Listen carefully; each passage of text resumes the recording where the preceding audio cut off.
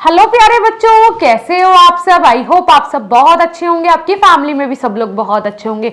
Most important आज का video है। क्यों इंपॉर्टेंट है? क्योंकि आज मैं आपको बताऊंगी कि कैसे आप 95 या फिर 95 के अबाव गेन कर सकते हैं in B pharma and D pharma.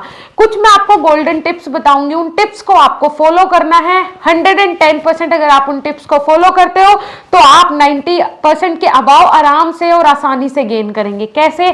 चलिए, पहला जो टिप है मेरा, उसमें सबसे पहले आता है टाइम। जैसे कि मान के चलो आपका टाइम है क्या कि भाई सबसे पहला जो मेरा टिप आएगा वो आएगा टाइम।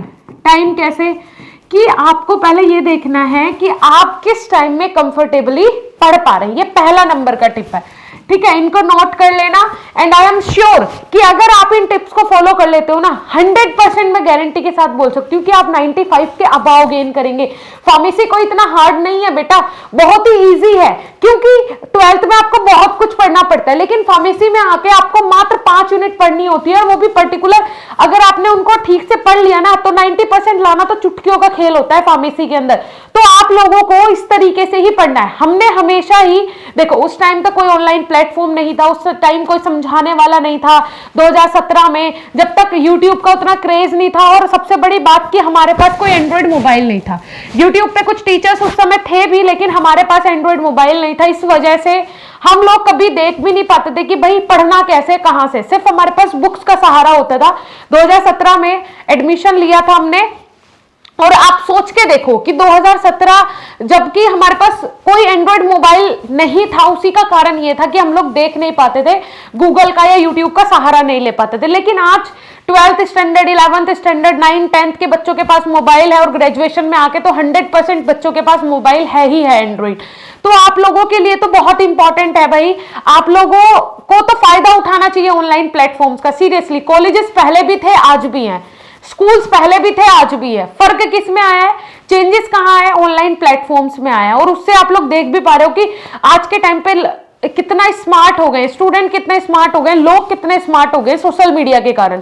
तो इसीलिए स्मार्टनेस के लिए आपको ऑनलाइन प्लेटफॉर्म्स का इस्तेमाल करना चाहिए, इसमें कोई बुराई वाली बात नहीं है, ठीक है जी। सबसे पहले टाइम। अब आपको देखना है कि आपके लिए बेस्ट टाइम कौन सा है। मेरे हिसाब से बेस्ट टाइम होता है मॉर्निंग का, ठीक है जी। मॉर्निंग का आपके लिए सबसे बेस्ट टाइम होता है, या तो आप अगर 4 बजे नहीं उठ पा रहे हो तो 6 AM to 8 AM, और आप अपने घर में सबको बोल देंगे उस समय कि मेरे रूम में कोई नहीं आएगा, या जिस स्टडी टेबल पे आप बैठ के पढ़ रहे हो वहां पे मुझे उस रूम में, उस पर्टिकुलर एरिया में कोई भी डिस्टर्ब नहीं करेगा।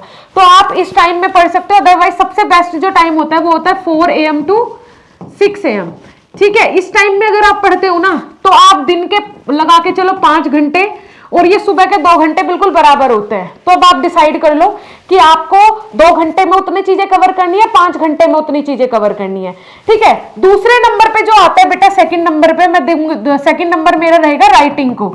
ये बहुत इंपॉर्टेंट होता है राइटिंग।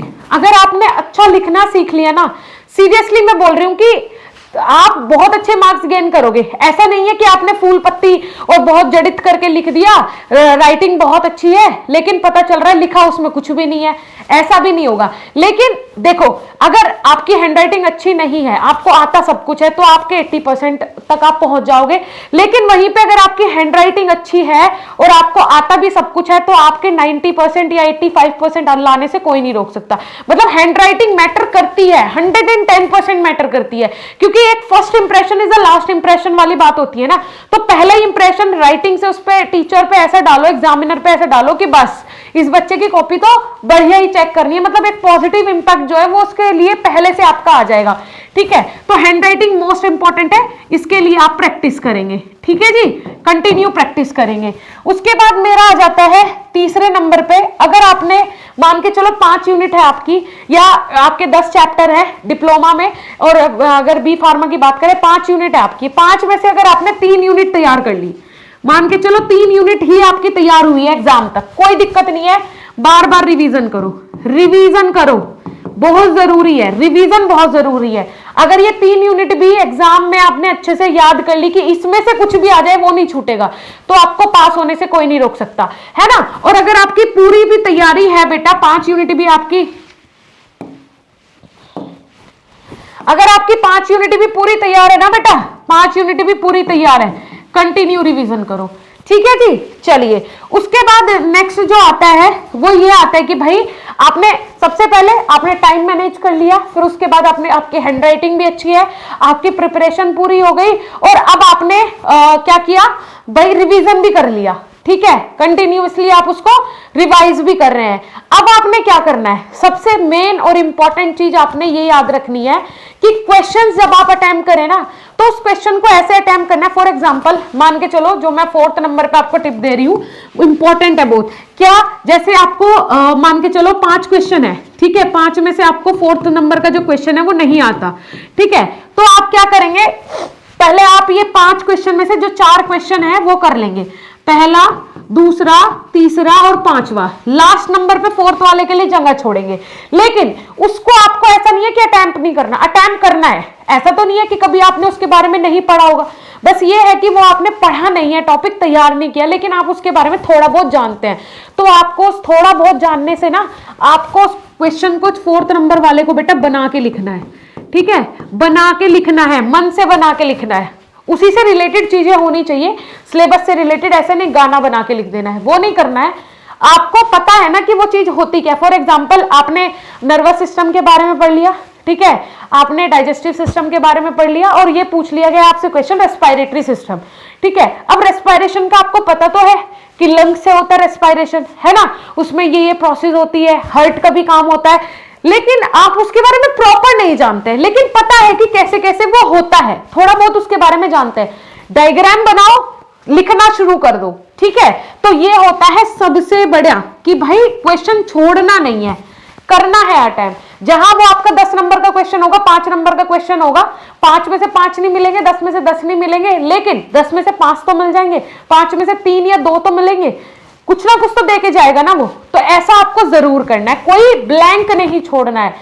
क्वेश्चन जितने भी अटेम्प्ट करने के लिए आए, सारे आपको अटेम्प्ट करने हैं, ठीक है जी। और 5वीं और सबसे गोल्डन टिप, सबसे गोल्डन टिप कि आप कोशिश करें टीचर को आप फ्लो चार्ट के थ्रू, देखो सबसे इंपॉर्टेंट है फ्लो चार्ट, ठीक है, जिससे कि वो स्टार्टिंग में ही समझ जाए क्वेश्चन पढ़ते कि बच्चे को सब आता है, आगे इसने जो भी लिखा है ठीक ही लिखा होगा।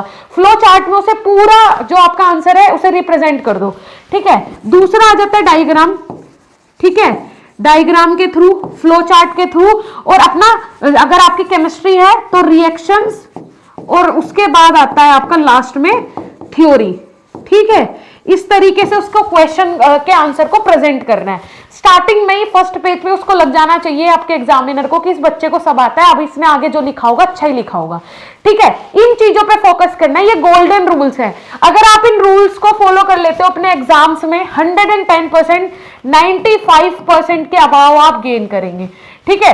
इन सारे रूल्स को फॉलो करने के लिए सबसे पहले जरूरत है तैयारी की। तैयारी अच्छी है और फिर भी आप इन रूल्स को फॉलो नहीं कर रहे हो तो कहीं ना कहीं आप मात खा जाओगे। जितने मार्क्स आप डिजर्व करते थे उतने नहीं मिल पाएंगे। तैयारी अगर थोड़ी बहुत है, पूरी तरीके से तैयारी नहीं है, मान के चलो आपका सिलेबस है 5 यूनिट का, आपकी 4 तैयार है, 3 तैयार है, लेकिन ये गोल्डन टिप्स फॉलो करोगे 110% आपके 5-10% बढ़ा के देगा, ठीक है। तो ये वाली चीजें होती हैं। फार्मा है, बहुत आसान है, डरना नहीं है, घबराना नहीं है, ऐसे ऐसे गोल्डन टिप्स आपने फॉलो करने हैं। एग्जाम्स आ रहे हैं बहुत जल्द, तो तैयारी जोरों शोरों से स्टार्ट कर दो।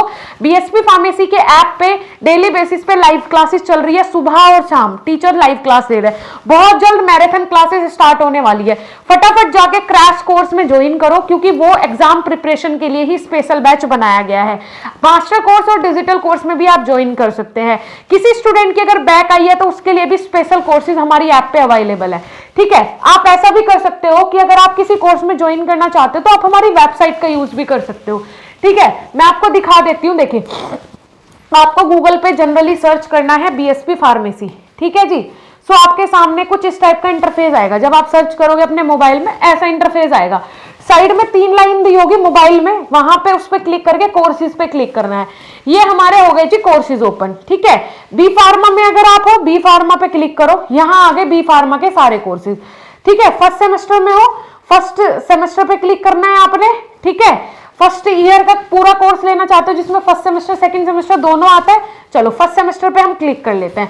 अब जितने भी हमारे पास फर्स्ट सेमेस्टर के कोर्स हैं वो सारे आ गए, जैसे कि क्रैश कोर्स आ गया फर्स्ट सेमेस्टर का, देखो कितने कम प्राइस में, ठीक है, डिजिटल कोर्स आ गया, ये मास्टर कोर्स आ गया, सिंगल सब्जेक्ट के कोर्स आ गए। तो इस तरीके से आप जिस कोर्स में ज्वाइन करना चाहते हो जनरली उस पर आपको क्लिक करना है। वेबसाइट से पेमेंट अगर आप करते हो तो आपको डिस्काउंट ज्यादा मिलता है एज कंपेयर टू एप्लीकेशन। ठीक है जी, तो आप यहां वेबसाइट से पेमेंट कर सकते हो, कोई इशू वाली बात नहीं है। और यहीं पे आपको हमारे एप्लीकेशन का ऑप्शन मिल जाएगा, जैसे क्लिक करोगे ऐप पे पहुंच जाओगे, वहां कोर्स आपका ऑटोमेटिक ओपन हो जाएगा, लाइव क्लासेस आपकी वहीं पे चलेंगी। ठीक है जी, यहां पे नाउ पे क्लिक करना है, क्यूआर कोड स्कैन करके पेमेंट करना चाहते हो तो वो भी आप कर सकते हो।